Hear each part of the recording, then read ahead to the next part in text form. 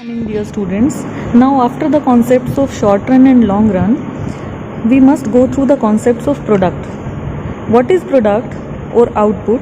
It refers to the volume of goods produced by a firm or an industry during a specific period of time. एक specific time period में कोई भी industry या firm कितने number of goods produce करती है उसको हम उसका प्रोडक्ट या आउटपुट कहते हैं. इकोनॉमिक्स की सेंस में प्रोडक्ट का कॉन्सेप्ट 3 कैटेगरीज में डिवाइड किया गया है: total product, marginal product and average product. Now see what is total product. Total product refers to total quantity of goods produced by a firm during a given period of time with given number of inputs.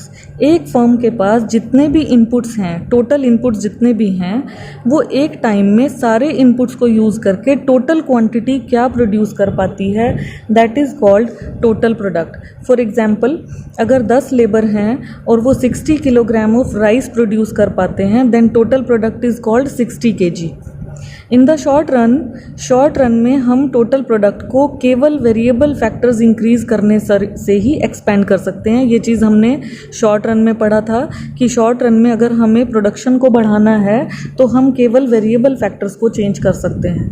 However in the long run में जो production अगर हम बढ़ाएंगे तो fixed variable भी बढ़ेगा, fixed factor भी increase होगा और वेरिएबल फैक्टर भी इंक्रीज होगा, because all the factors are variable in long run and in short run some factors are fixed and some are variable. Next is average product. Now what is average? Average का मतलब होता है per unit. Average product means output per unit of variable input. एक labour ने कितना product बनाया है उसको हम एवरेज प्रोडक्ट बोलते हैं. जैसे वही एग्जांपल अगर हम कंटिन्यू करें कि अगर 60 किलोग्राम ऑफ राइस प्रोड्यूस हुए थे और लेबर हमारे पास थी 10, तो एक लेबर ने कितना एवरेज प्रोड्यूस किया होगा, 60 को हम 10 से डिवाइड कर देंगे, यानी टीपी को अगर हम नंबर ऑफ वेरिएबल फैक्टर से डिवाइड कर दें तो वो एवरेज प्रोडक्ट आ जाता है. या टीपी को हम ऐसे लिखें, average product multiply by units of variable factor. ये यूनिट्स ऑफ वेरिएबल फैक्टर इस एग्जाम्पल के अकॉर्डिंग लेबर के यूनिट्स ही हैं. कितनी हमने लेबर लगाई और कितना हमारा एवरेज था, मल्टीप्लाई करेंगे तो टोटल प्रोडक्ट आ जाएगा. यानी कि हमारे पास 10 लेबर थी, ठीक है, हमने 10 यूनिट्स लेबर के लगाए थे और एवरेज था 6 किलोग्राम, तो 6 इंटू 10 60 आएगा. अगर हम दूसरे तरीके से फाइंड आउट करें, एवरेज फाइंड आउट करना हो तो टोटल प्रोडक्शन थी हमारी 60 kg और लेबर थी हमारे पास 10, then it will become 6 kg average. So average product को हम एवरेज फिजिकल प्रोडक्ट भी बोलते हैं, APP या फिर एवरेज रिटर्न. ऐसे ही हम टोटल फिजिकल प्रोडक्ट को हम TPP बोलते हैं, टोटल रिटर्न कह सकते हैं, टोटल आउटपुट कह सकते हैं, एक ही बात है. The third category is marginal product. MP क्या है? मार्जिनल का मतलब हमेशा एडिशनल होता है.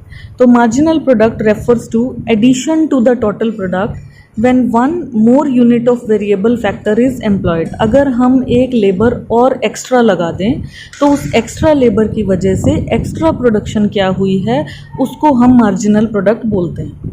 जैसे हमारे पास 10 लेबर थे और 60 kg राइस प्रोड्यूस होता था. अब अगर हम 11 लेबर लगा दें और 67 kg प्रोडक्शन हो तो इस 11th के आने की वजह से क्या चेंज आया है, 7 kg एडिशनल हो गया है. तो इस एडिशनल वाले को हम क्या कहेंगे, मार्जिनल प्रोडक्ट.